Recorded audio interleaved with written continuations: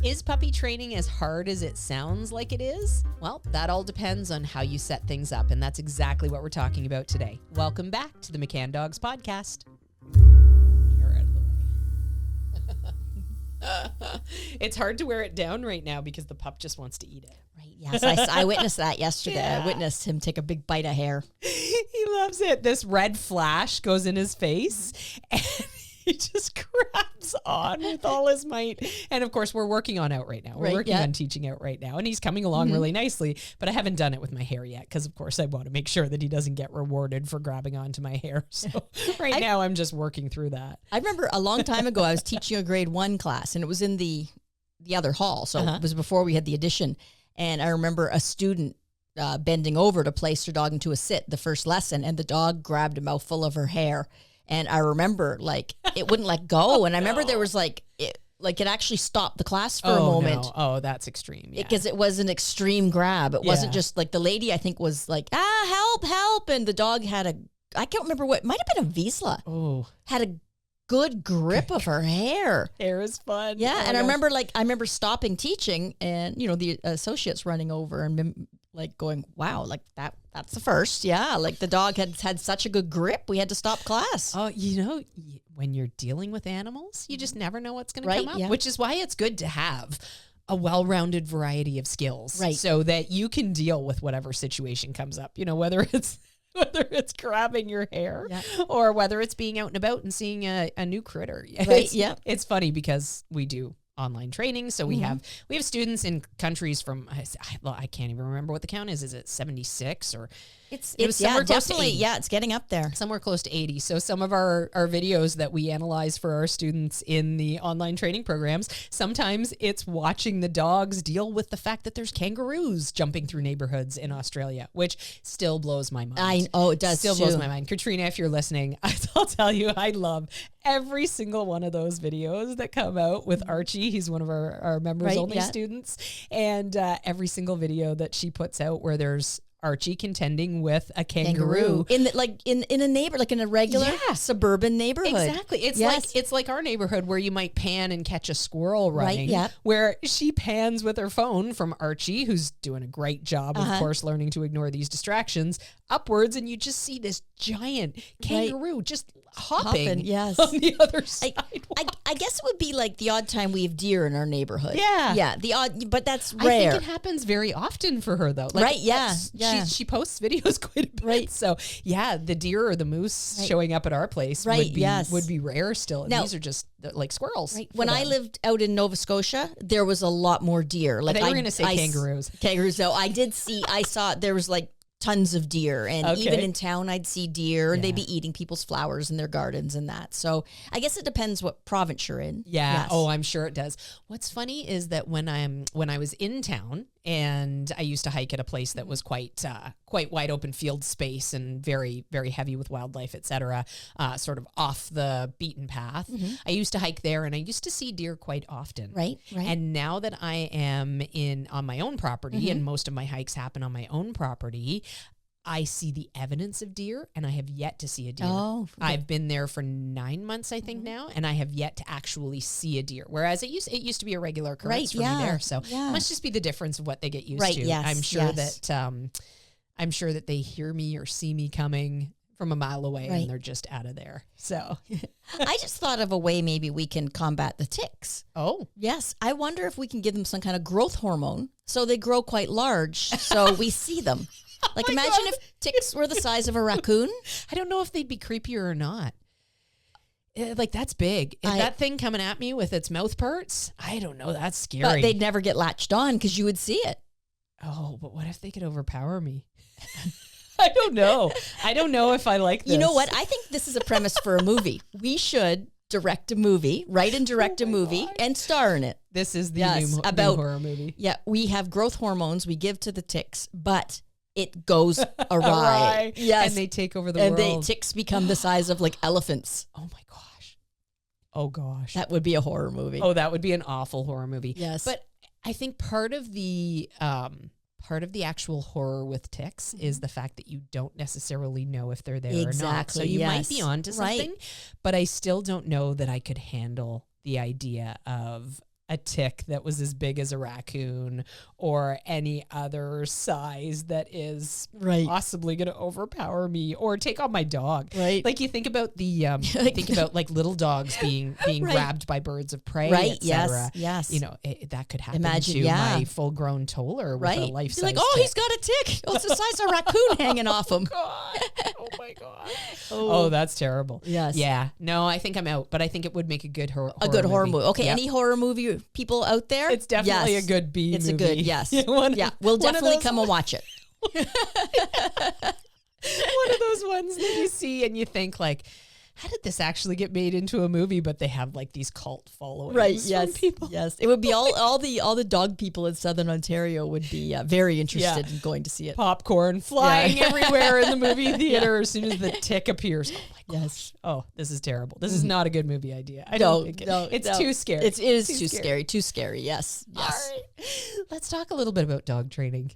Training. That's sort of what we're here for. But I could talk about horror movies all day, though. I find them fascinating. And our new premises for them. Yes. You know what else? What else I find fascinating? Sort of just like roller coasters. Right. When I was a young person, not that I'm not still a young person. You're not a young person, I'm Shannon. You're older 50, than dirt. Older than dirt. A couple of years from now, and I'm going to be the big 5-0. Which, hey, I'm okay with that. It beats the alternative. So I'm always okay with aging. But back when I was a young person, I loved roller coasters and I loved horror movies. Right. And I've found that recently, like in my adulthood, I would say maybe in the last decade or a little bit more, I can no longer handle roller coasters. And I find myself turning off horror movies a lot. Yeah. A lot. Like there are times I really like the, what's the series that has the same characters playing different roles? Is it American Horror Story? Yep. Thank you. I really like that show, and I've watched every season religiously, probably right up until about season 7 or 8. And now there's a few more. Correct me if I'm wrong or forgive me if I'm wrong because I don't watch a ton of TV. But I tried to watch the most recent seasons that came out. Right. And every time I start watching them, I find myself like having that feeling of like, okay, this is too scary for me right now. Like I'm starting to get into my imagination. I need to turn this off. And I'll turn it off and I'll go to like a comedy or something. Right. Yeah. I wonder if it's because as we age, we realize there's a lot of terrible things in the world and it stacks up in us. Maybe. And then you see that and you think, you know what, that's not necessary. Yeah, it's not necessary to feel terrified. Right, yeah. I can just look out my front door and feel terrified. I honestly, I think the difference is that there was a time in my life where I enjoyed that feeling, knowing that I was in control of it, right? Knowing that this is a movie, this is not. Right. Like, I don't know now. I don't enjoy that feeling of fear anymore. I like being happy. I tend to watch happy half-hour comedies. Yeah. That's even like those hour-long police shows or murder shows. I liked them when I was young. Now it's like no. Yeah. Sometimes they hit little things and you think, oh, that poor little kid or that's a mother that happened to absolutely. Oh my goodness. Okay, we said we were going to talk about dog training, well, we really got off our topic there. Yes. Yeah, we're right on the squirrel thing today, so it must be the kangaroo talk. All right, so what's going on in your dog training life these days? Well, Honda is going to be going to the boarding kennel because I am going on vacation next week for my son's graduation out in Cape Breton. Congratulations, Ty. Yay. So exciting. I can't believe 4 years have gone by. I can't believe 4 years have gone by already. Yes. That really seems fast. Maybe he needs to do another 4 years. Another 4 years, yeah, he can still be a baby for a while. Right, yes. I can't believe he's a young man now. I know. Honestly, look at pictures of him and it's like, what? That's not your son. I know. He was like this big. Right, and now, he's an adult doing his own things. And now he's only 21, but he's been away for 4 years, so... he's Does he still like roller coasters? I don't know. I'll ask him. All right. Yes. That will be the well, you know what? Question. Because he's graduating as an officer within the Canadian Coast Guard. There's some big waves he's been on, like when he's out in the ocean on the the Grand Banks of Newfoundland. Apparently the swells are huge. Bet. That would be like a roller coaster. Yeah, and he says he enjoys it. So nice. Excellent. Well, and apparently you can develop seasickness at any time in your life. Yes. I've had it once. I've had one incident of seasickness in my entire life. I've been on water and boats my whole life. I really love them. And there was one very specific day, and I have no idea what the difference was, but I had to lie down. I was nauseous. I felt awful. And then as soon as I was out of that scenario, I was fine again, and I was fine before it, so I can only think it was seasickness. Right. But Yes. Yeah. Huh. Anyway, Yes. okay. Yeah. So anyway, so Honda is going to the kennel. Okay. So now the kennel is owned by one of my friends, one of my good friends. So I know he is having excellent care. He has been staying there for all his life. So, 14 years, that's been his place to go to. Anytime you needed to go away. So, yep. So I'm very, it's going to be a sad moment when I leave him because he's going to be saying, oh, come on.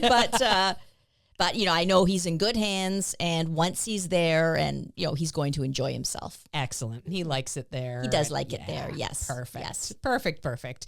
And I mean, kenneling can be a tough decision, trying to figure out what's going to be right for your dog when you're leaving them and going elsewhere. Right. Is a tough thing. We've actually done an episode on kennels and on dog sitters right, yes. and, making the right decision for your individual dog. So if you are listening to this and you're hoping for some advice on how to leave your dog when you need to go away from them, there is a podcast episode. Yes. On I think that, it might so be check called that out. Is Your Dog Vacation Ready or something like that. Oh, yeah. Yeah. Yes. We talked about what to do when you're bringing your dog with you and what to do when you're leaving your dog behind. That's right. Yes. You have a good memory. Yes. And good things to pack. And actually, we're on summer now. Right. Well, we're on spring, but we're getting people close to summer. Are planning vacation and plan early too, because boarding kennels fill up and,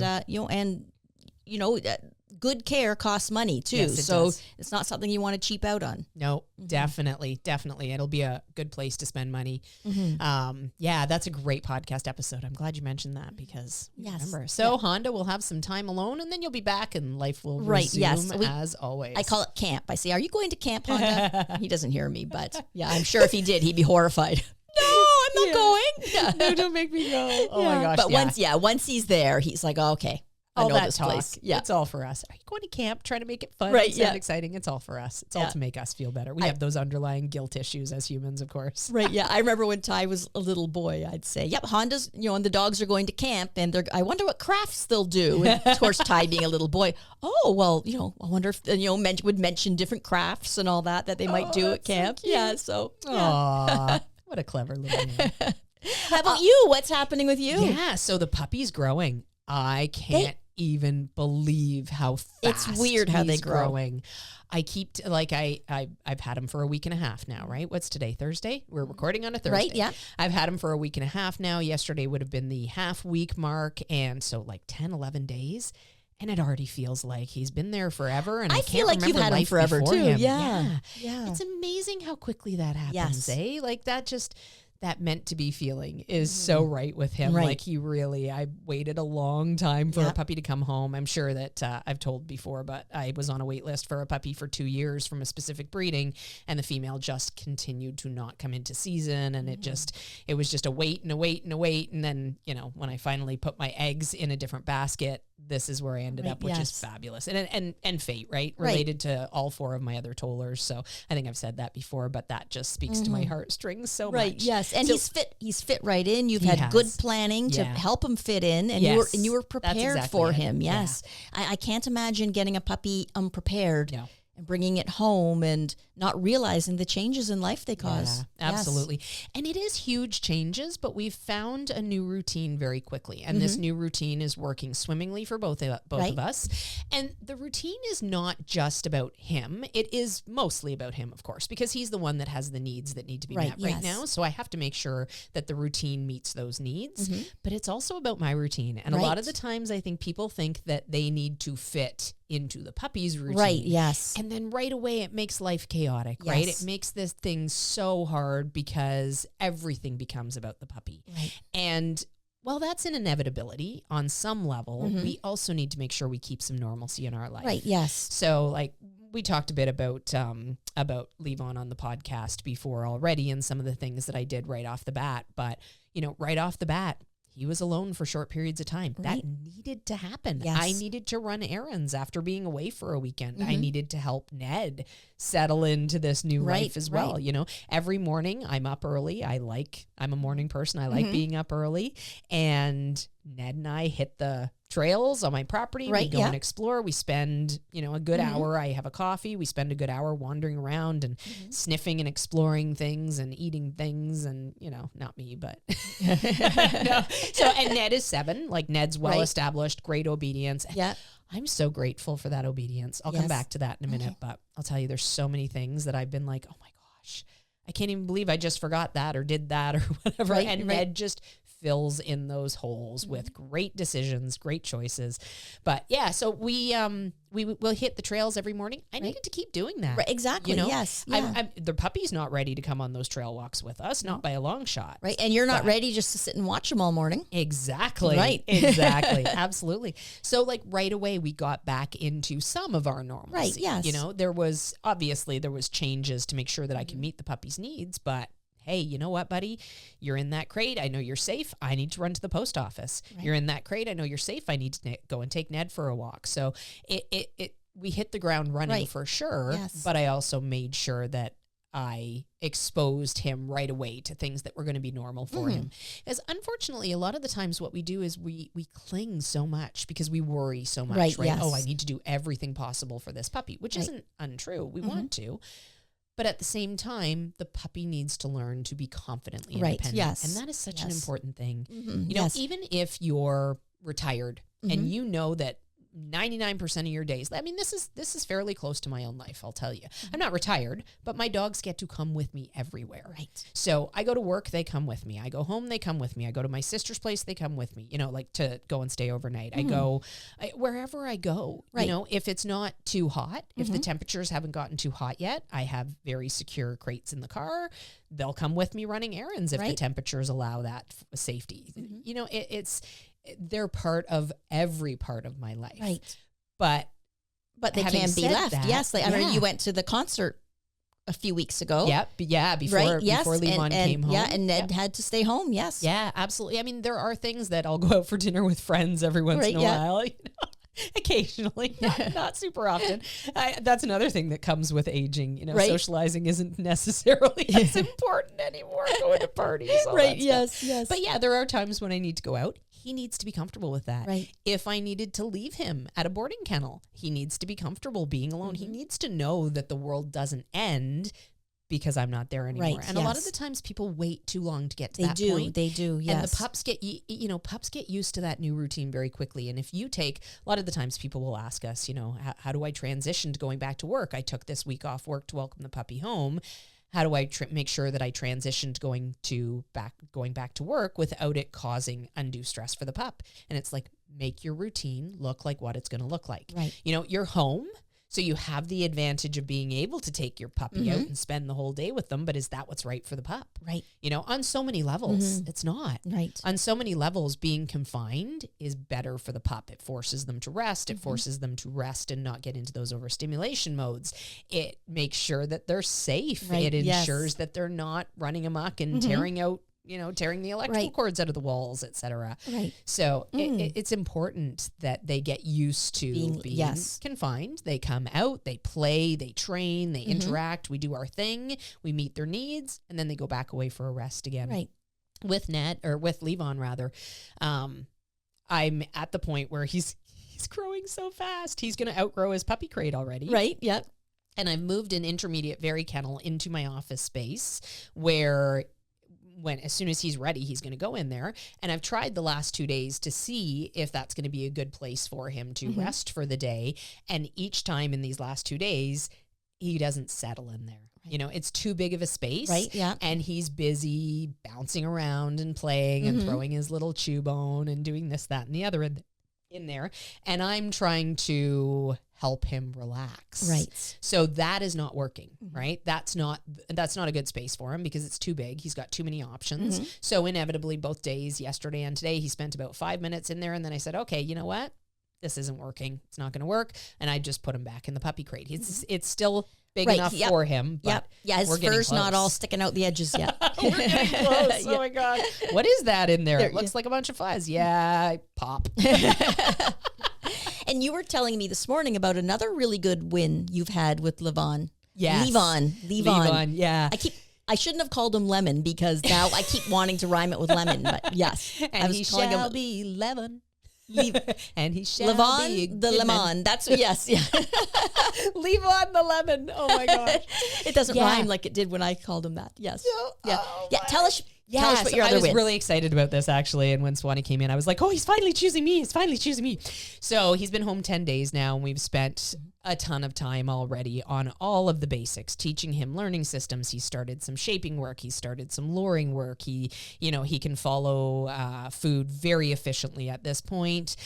He's at the point where now I can just twist my hand in very slight directions, and he recognizes if I twist my hand like this, he needs to sit. If I twist my hand like this, he needs to go into the down. Like, it's very fluid at this point. He's doing great. So we've been spending a lot of time together. We've been working on tricks. We've been working on follow games, all the things that help us build a bond, all the games, play, tug, blah, blah, blah, blah, blah. But even though I was doing that in the first, I've been doing that for 10 days, right? I've been doing that all along. And in the initial stages of those 10 days, it was a struggle to keep his focus because, of course, he's a puppy and his attention span is really short. And I was figuring him out as well. Okay, how much time do I have with this puppy before I lose his good focus? And we need to move on to activities that are less focus-based, that I can, maybe play tug with him a little bit, not necessarily work on response to name, etc. So picking my battles in different places. And one of the challenges that I had, I have a baby gate set up so that I've got a sectioned off room we can work in, and he can't just go, ooh, squirrel, and run out of the room and with me in hot pursuit chasing him. So we've got a nice little confined area, but it's big enough space. And of course, Ned, it being 7 and being well trained and knowing that he wants to be with me as well, he's outside of the baby gate and he's just staring at me and he's waiting for his turn. He couldn't care less about Levon because, he's an older dog that chooses me. But little Levon, of course, just coming home from 14 other puppies and a whole bunch of adult dogs and things like that. And they all look just like Ned. Yeah. The puppies he's left. Exactly. All Nova Scotia duck-tolling retrievers. So she had some younger females that she put in with the litters just to be like good nanny dogs to teach some manners and whatnot, which is great. So he's had experience playing with other tollers, playing with adult tollers. Like, he's had that experience. He knows how fun it is. So, of course, he sees Ned and instantly he's like, I want that. I want to say hello to that. I want to jump all over that. I want to play with that. I want to party with that. And that's so natural for him, right? Like, I think we talked last podcast about if there was an alien over on the right side of the room and an alien over on the left side of the room and someone that looked like a human in the middle, chances are you're going to gravitate to the human. If nobody's speaking your language and you're trying to make sense of this situation, dogs are going to be the same, right? They're going to gravitate to other dogs so quickly because they speak the same language. It's like if I'm at a party and I don't know that person, I don't know that person, I know that person. That person, I go to the person I know. Yes. Exactly. You go to what you know and what you're comfortable with. So, of course, he was fascinated with Ned, and Ned's great. Ned would be outside the baby gate, and I would just say lie down, and then he would lie down and be still, and it wouldn't be as exciting anymore, and I could be a more interesting thing for the puppy in that case. I don't know. Biting Ned and pulling at his ears is pretty fun. It's pretty fun, yeah. But here's the thing. You are absolutely 100% right. That is fun. And that is why he didn't get to play with Ned at all. They had an initial meeting because I knew that Ned would be very safe with him and everything would be wonderful. They had a really quick initial meeting just to make sure that, Ned could see what this thing was and Levon could see what Ned was, and then life would go on from that. But other than that, they don't interact. So they see each other, of course. They're out in the same space. I might be cuddling with Levon while Ned's out, or Ned might be lying down while I'm working with Levon, or I'll put an X pen and I'll put one of them in there and I'll be working with the puppy wherever I happen to be. But he has not spent time playing with Ned. And a lot of the times people make this mistake. They come home and they go right away, okay, here's the other dog, go play and have fun. And then they struggle, right? Like that first 5 or 6 days, I really struggled with Levon to make sure that I could keep his attention when Ned was in the vicinity, but we kept working on it. And because it wasn't fun to play with Ned, because he didn't get to do it over and over and over again, he started to realize that there's no value in Ned for him, right? There's nothing about this other toller here that is going to provide you with your needs. It's not going to be fun. It's not going to be food. It's not going to be play. It's not going to be toys. Like, there's nothing coming from this dog that is valuable for you right now. So everything's coming from you. Everything's coming from me. Yeah, absolutely. So now I've noticed in the last couple of days that we can walk by Ned and I don't lose Levon's focus. We can hang out and snuggle and he's not like, let me go, I want to go and to play with that dog, which was happening. I mean, I was getting a lot of kicks from those little feet, which just made me laugh so hard. But it's like, no, buddy. You're not going to struggle and escape and go and play with Ned. Like, you just need to chill out and relax. And then when you're calm, then we can do something better. But yeah, so I'm so thrilled now. Excellent. I'm so thrilled. It did take a little while for sure, but lots of value building on my part on so many different things to make me more valuable to him and to minimize those natural things that I don't want him obsessed over. Exactly. You know, I don't want him to be obsessed over trying to play with Ned or trying to play with other dogs. He is going to live in a world where there are dogs around him constantly, and I'm asking him to make a better choice than to want to go and play with those dogs. And in order to do that, I need to set myself up for success. So he will have very short play sessions with very specific scenarios, other puppies, things like that. But it is not going to be the huge emphasis. People put so much emphasis on dog-to-dog play. And I think, too, when people bring a new puppy home and they have an adult dog, the easy thing to do is to let them constantly interact. It takes a lot more work, what you're doing. Absolutely. And people, definitely. People take the easy way out often. Yes. Absolutely. But then, of course, it's a struggle for the rest of your life. And you're going to have those dogs for many, many, many years. Yeah. What's beneficial about having had well-trained dogs before is that you know what you need to do to create that scenario again. So it just, we know we need to put the work in up front. Right. And then we put in the work up front and we get the results for life. Yes. So Ned and he will be great buds. There's no question in my mind. And once I feel like, you know, Levon's really, really mine and I'm getting there, then they will get to spend little bits of time together and play together. I do want them to know each other. I want to make sure that I have a lovely relationship with each of my dogs and a lovely relationship between my dogs, etc. But I can easily make that go wrong by letting Levon pester Ned nonstop at this point too. And that's another mistake that a lot of people will make. And people say, oh, let them work it out. Yeah, exactly. And that's very bad advice. Or they say to the older dog, you be nice, you be nice. And they chastise the older dog for even daring to not want to play with the puppy. And it's like, you know, advocate for your older dog. Right. Honestly, they didn't ask for a puppy. I'll tell you. So here's a funny story. Ned didn't ask for a puppy. Ned did not ask for a puppy.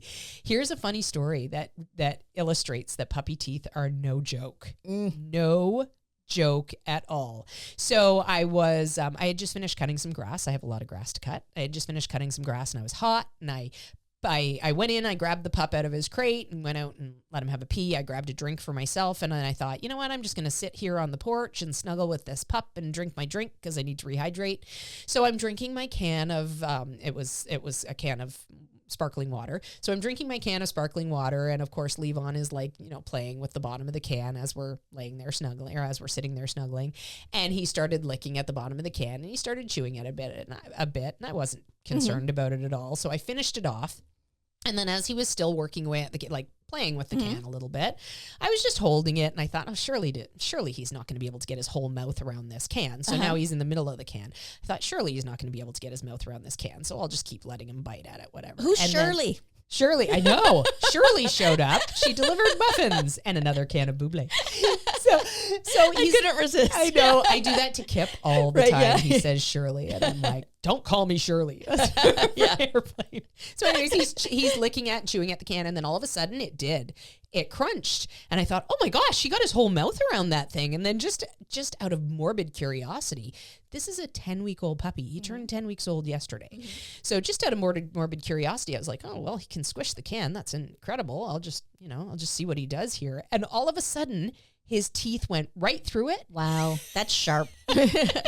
And he actually pulled a line in the can too. And of course, I stopped him from chewing it at that point. It's good it wasn't full. He would have got a bubbly water surprise. Oh my God. I could not believe that. A 10-week-old Toller puppy punctured through that can. Yes. And I mean, granted, they're really thin cans these days, but still, even I was surprised at that. And I mean, I've experienced a lot of puppy teeth in 25 years, but I was like, holy cow. Shows how and then much they can tear. Yeah. That is why, 25 years later, my mother still had visible scars on her arm from our Rottweiler puppy. Right. Like, those puppy teeth are no joke. And a 10-week-old Toller puppy is a very different thing from a 10-week-old Rottweiler puppy. So Amazing. Yeah, Absolutely amazing. So yeah, those puppy teeth are no joke. And we've been working out those as well because he was biting really hard. And we've spent a lot of time over the last 10 days helping him recognize that that behavior is not acceptable. And he's getting all sorts of great lessons on what to do with his mouth when hands come around his face as well. And that's the thing that people miss a lot too with nipping, is they think that they're going to be able to solve this nipping problem with just like this one quick trick pony solution, you know, maybe discipline the dog or whatever the case may be. What we need to do is we need to teach our dogs acceptable behaviors for that nipping. And that's what our Puppy Essentials program is really designed to do. We do a ton of handling. We do a ton of work with our puppies, teaching them what their job is when our hands go around their head. Because really, their lives are play, right? Play, eat, sleep.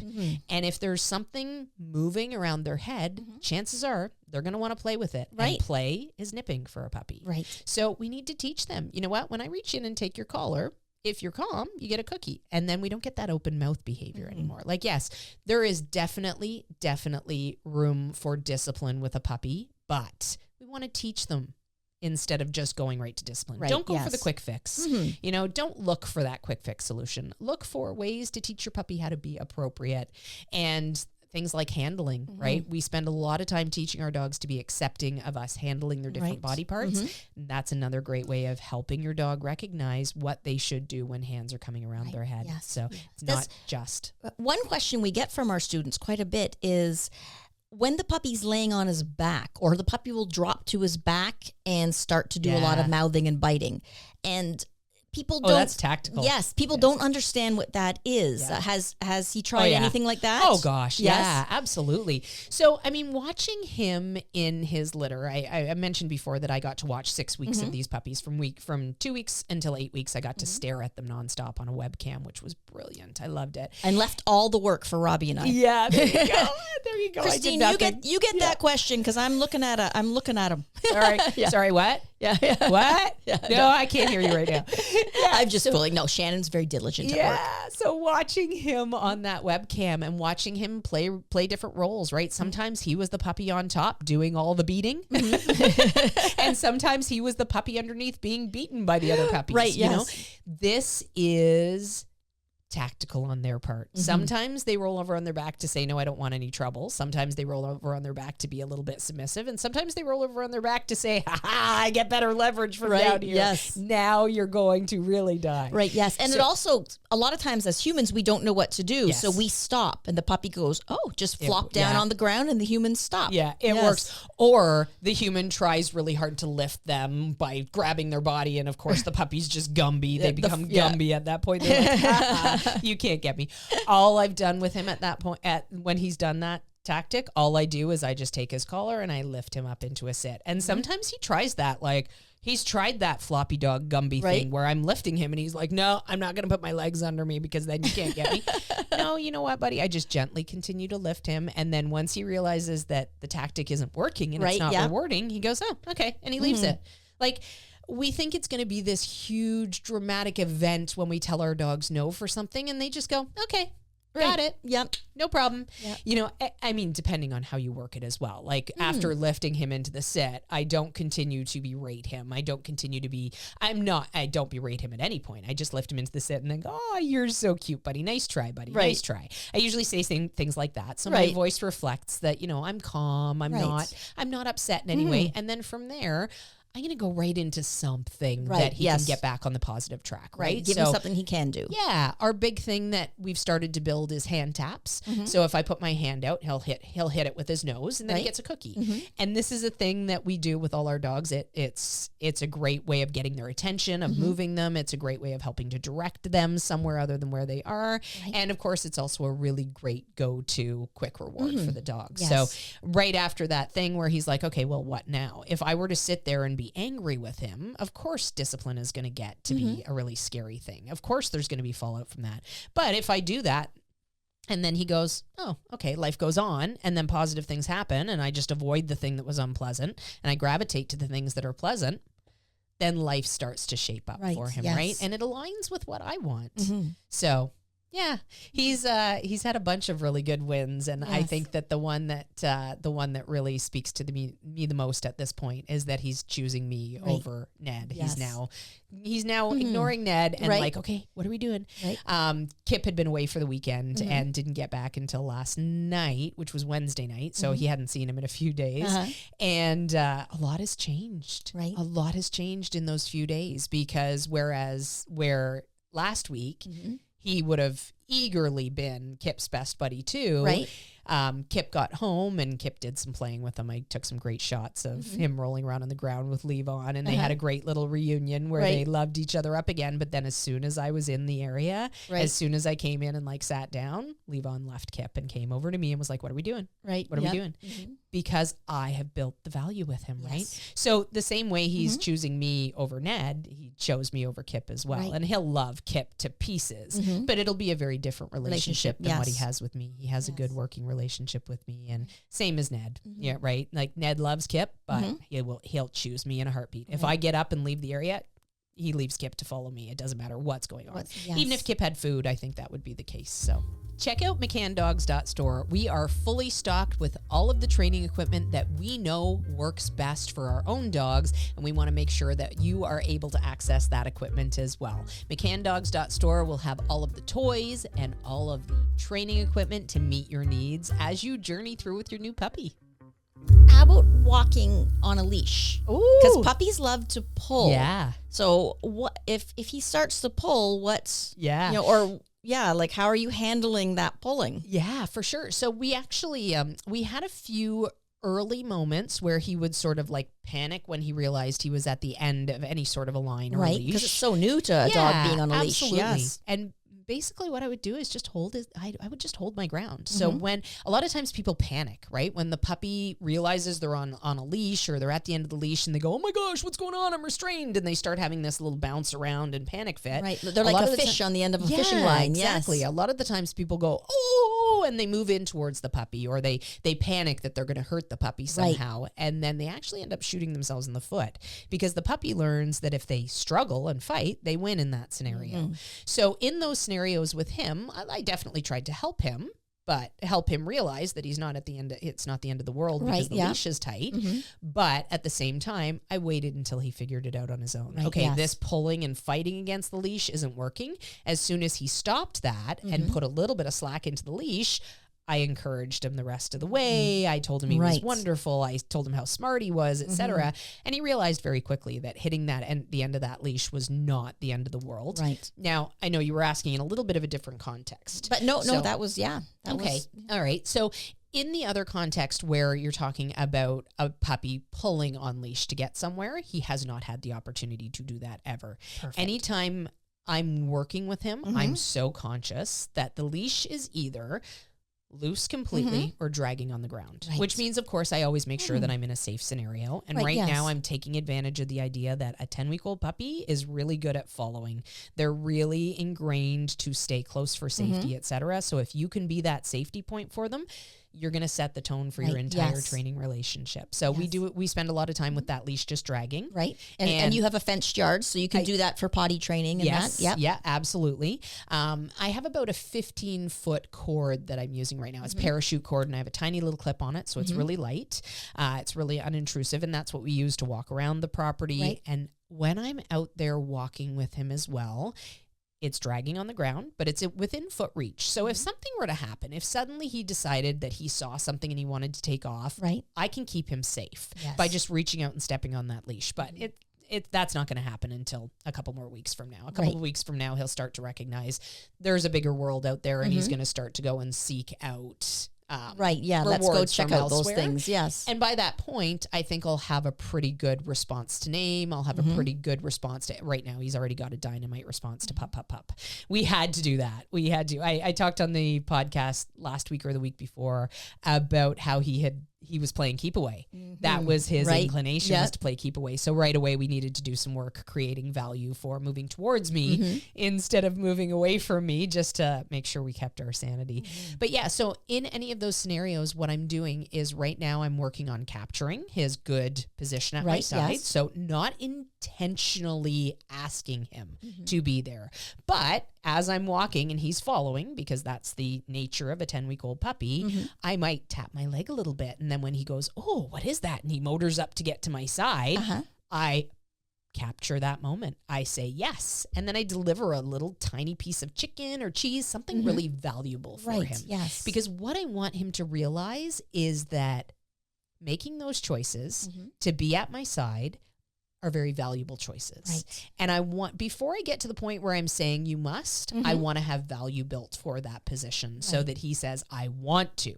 So that when I say you must, it's a piece of cake because he already wants to. Right. Right. Yes. So it's just saying, it's just clarifying that the rules surrounding this behavior mean that you can't deviate from this position until you're told okay. But that is okay because it's a valuable position for you to be in. And I can tell that you're really enjoying being there because the amount of times now that he seeks out my left side is incredible. Like he's obviously figured out this is valuable because he's constantly motoring to try to get to my left side, and then he gets those rewards. So. And doing this early work ensures that at 8 months, he's not leaning into that collar and dragging you down the street. Exactly. So it's the early work that makes the difference. Absolutely. And the early work makes a puppy delightful, you know? I mean, he's got a long way to go. He's got a lot to learn. But I have been having so much fun with him, and he is an absolute joy to have around because he's learning to be a joy. He's learning to align with the things that I want. It's amazing. Yes. So, and when I say walking around the property, we really just meander around the open space. I do not take him for walks yet. There's no point in me taking him for a walk yet. I take him for very specific socialization opportunities. So I'll take him into town. I'll take him to a park where we can just sort of hang out on a bench and watch the world go by. I'll take him into the hall at McCann's. I make sure that when there's dogs around, he gets to see those dogs. He doesn't get to play with those dogs. He was checking out Honda the other day. Yeah, exactly. Yeah. He gets to see that there's all these other critters that exist in the world. But I don't want to emphasize that they're so much more fun than me because, of course, they are. I mean, I'm a human. I can't possibly be as exciting as another puppy when it comes to play. So, yeah, so much fun. I'm just enjoying this puppy so much. I think because it was such a long time that I waited for him that I'm just sucking in every moment, and I don't want him to grow up yet. You have to keep them sealed in a Ziploc bag, and then they never grow. Exactly. No. Can I put weights on his ears or something? Something like that. Oh my gosh! Can you imagine making those things any bigger? Right. His huge ears. You need to find a breed that looks like a duck-tolling puppy. I wonder what breed. Like a little cocker spaniel, maybe a little blonde cocker. Just to keep as a puppy forever. My goodness. Has there been any frustrating moments? I mean, there's always frustrating moments, but he's so joyful that it's hard to really pinpoint any of them. Definitely, if I get to a really frustrating moment where there's a lot of teeth flying around, for example, which, again, take with a grain of salt because it's improving dramatically. Right. But if I get to something like that, then I make note of it because I know that I've kept him out too long. And because we're having so much fun together, sometimes I forget how long he's been out. Right. And then, of course, he gets into that overstimulated mode. He becomes the cranky toddler, the cranky toddler. Exactly. Yep. Like his staying power right now, when I first brought him home, if he was out for 15 minutes actually working, playing, and not just snuggling and starting to relax, he would turn into a little demon puppy, like that overstimulated puppy that was nothing but a mouth of teeth, with some hair attached to it. Yes, like when you go to like a 6-year-old's birthday party and they've all been running around screaming, eating cupcakes. Oh, that's such a good analogy. Like that's not something you want to be around. Yes, no, definitely not. So yeah, I mean, those moments of trying to figure out his schedule and maybe falling a bit short, those have been a little bit frustrating. But for the most part, I'm setting him up for success in so many ways that it's not frustrating. It's joyful. Right. And I get to enjoy this puppy so much because of that proactivity. Right. You know, actually we had Rob on the podcast a few weeks ago to talk about his new puppy, and it was sort of a similar story. Right. You know, don't hesitate to start training your puppies, honestly. Right. Exactly. If you have right a young away. puppy, start right away. Even if it's not, even if you're a formal class, I can't even imagine waiting until I started a class with him to start training, because there's so many great things that we can work on right now, and setting yourself up for that success. Right.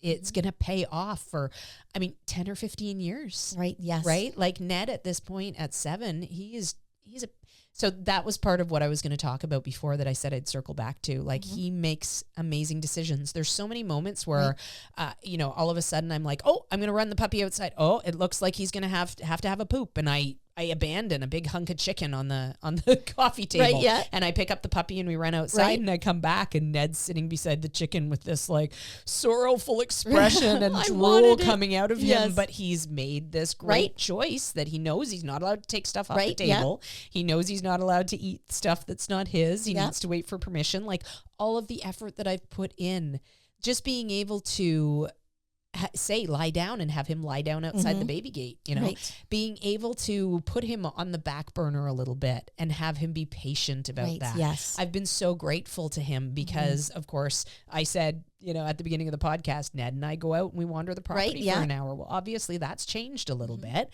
I still go out and wander the property with him, but I start by getting the puppy out for a pee and a poo, and then I feed the puppy breakfast and we do some training with that breakfast, and then the puppy's ready for a nap, and then I go out with Ned. So, just him being patient and being okay with being put on the back burner and being okay with not being in the thick of things. Like, his life has changed drastically in these 2 weeks, but I still need to make sure I'm meeting his needs too. And he's become very flexible. And yes, exactly. And I'm so grateful for the obedience I have on him. I can't even imagine getting 2 puppies close together because you don't have the skills. Right. You don't have the skills on the other puppy. Yes. Yeah, absolutely. Having a well-trained dog. And I wouldn't have waited quite as long if the stars had aligned differently, but he would have been as well trained at 5 anyway, so that's a moot point. But at 7, he's just a rock star. He's just unflappable. He knows his skills. He knows his stuff, and I don't have to worry much about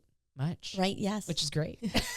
I think one misconception is people bring home a brand new puppy and they let the puppy do things that they would never want the adult dog to do because it's cute. Yes. It's cute when a puppy's pulling on your sock. It's cute when a puppy's jumping up. It's cute when a puppy's barking at you.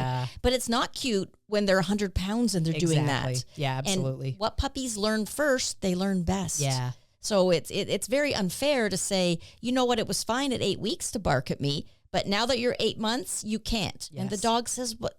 I don't understand." Yeah. So it's very important with a brand new puppy to treat it like the adult it's going to be and get started on these good habits. Yeah, absolutely. And in one of those situations, if Levon was barking at me, I would probably distract him from whatever was making him bark and stop that rehearsal. Right. And then I'm going to teach him skills like quiet so that I can tell him quiet. And it might be a situation where it gets out of hand. This barking at me becomes something that he really likes to do and he figures for whatever reason is valuable. And, maybe it needs a little discipline at some point. But my goal is always going to be to direct that behavior.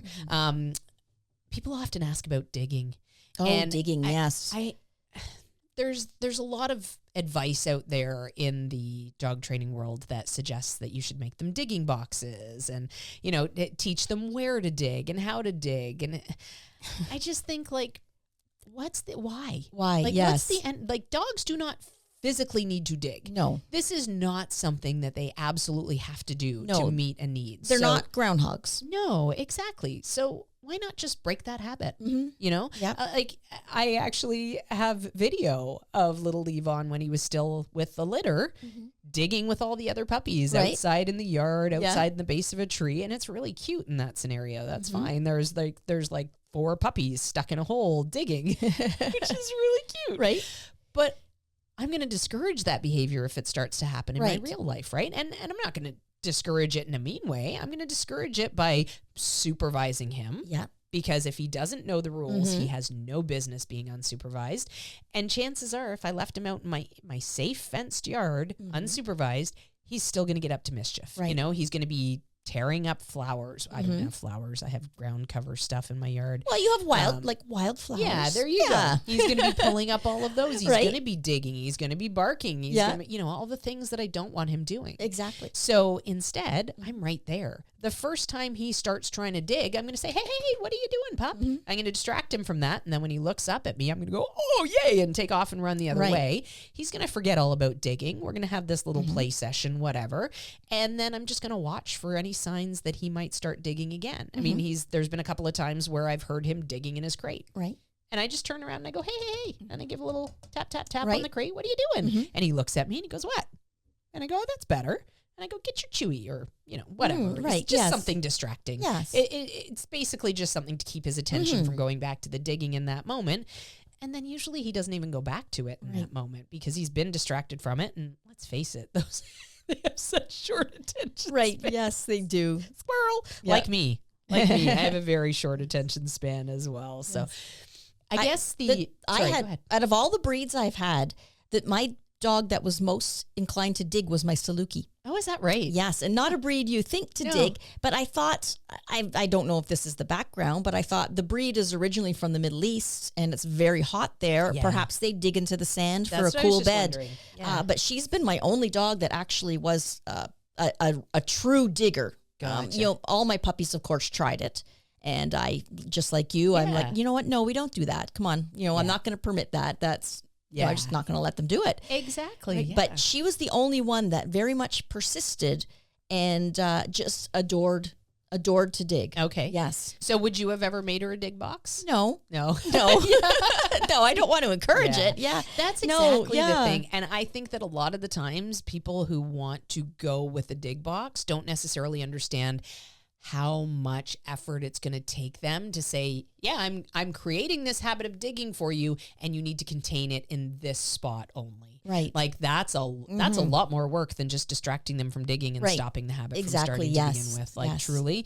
And I mean, I think the moral of this episode is probably putting in the work is going to give you the results. Right. Yes. And I'll tell you, if you're putting in work that is too much work and for a lesser result, that doesn't feel fun at all. Right, yes. It's worth it if you're putting in the work and you're getting to this end point where you're like, oh yeah, this is rock star stuff. Right now I've got another Ned on my hand, or whatever. Right, all our well-trained dogs, right? I always use Ned as my example, but I leave my poor other dogs out that were also very wonderful. But that's just because Ned's alive. Right, yes, Ned's alive. I miss the other ones. So So it is. It's when your dog is suddenly an adolescent, 6, 7, 8 months, you've missed the boat. Yeah, a little bit. Right, you've missed. It's harder. It's harder. It's still doable, but it is it's so still hard. doable. Yeah. But it's so much easier to start them off on the right foot as babies and build on our behaviors rather than now you got all these bad behaviors that you have to tackle. Yes, exactly.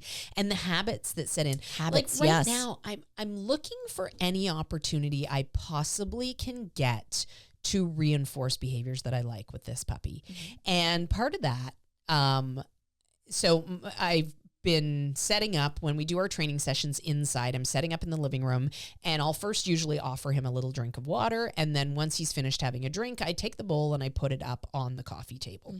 And I often will put his bag of food that I'm working with up on the coffee table as well, because silly me, kept having it on the ground.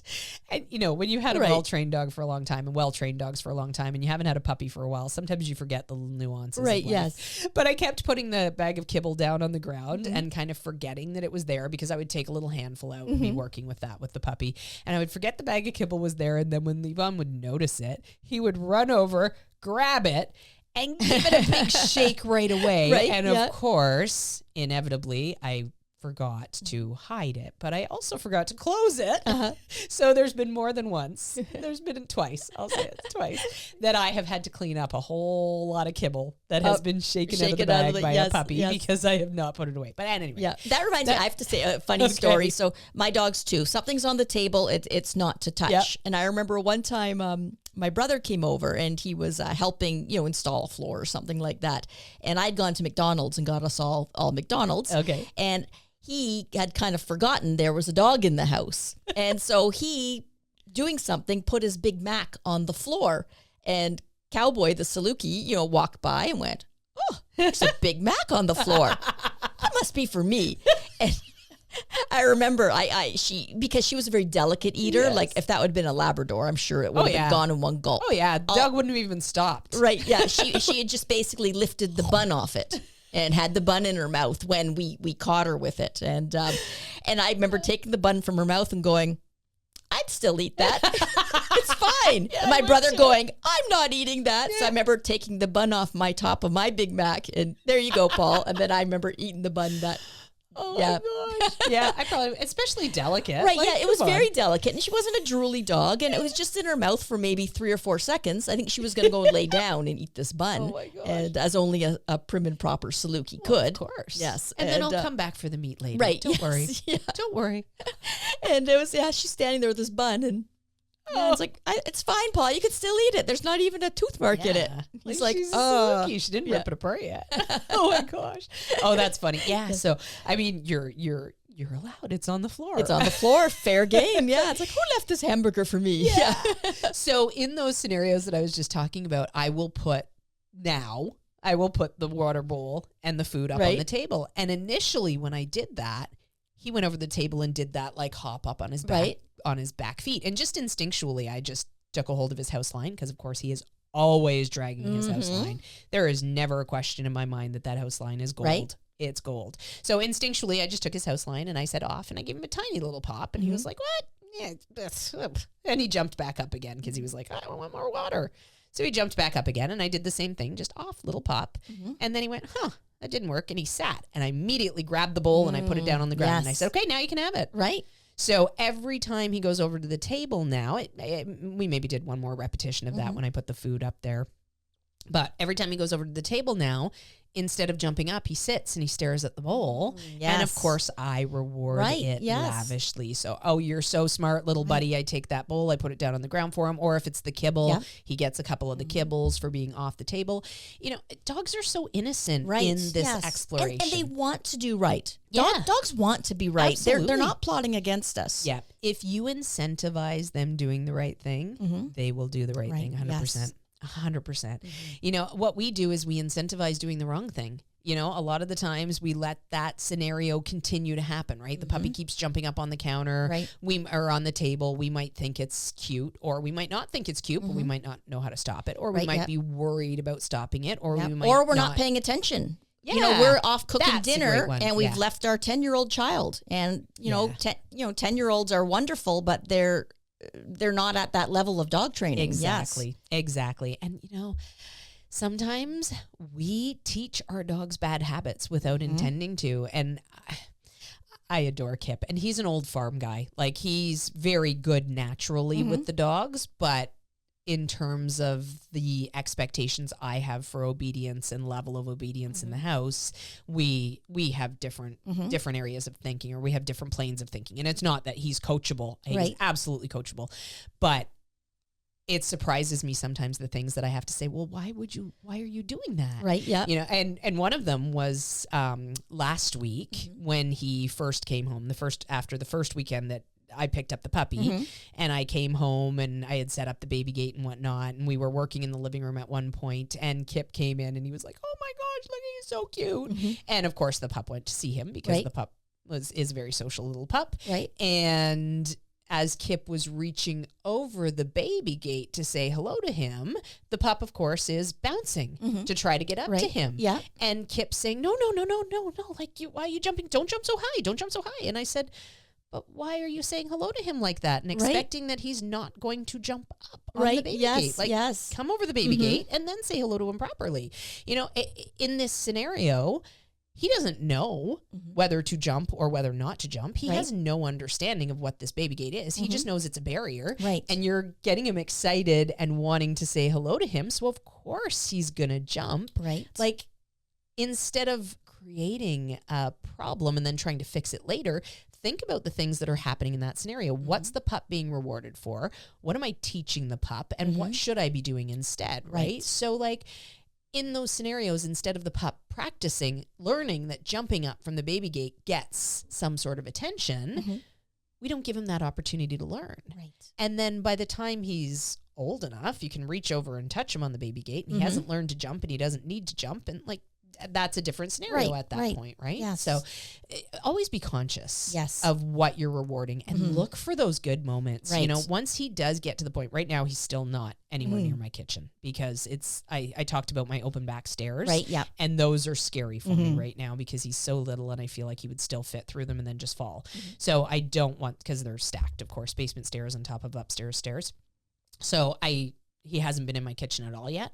But once I do get to the point where I'm not worried he's going to fall through the open back stairs and we're working on kitchen manners, I'm going to be as proactive as you could possibly be. Right. And I'm going to make sure that as soon as he gets in the kitchen, first off, he has a job to do. It's not just go in the kitchen and sniff around and see what interests you. Do you mean a job like bake you some pancakes? Yes, absolutely. Yeah.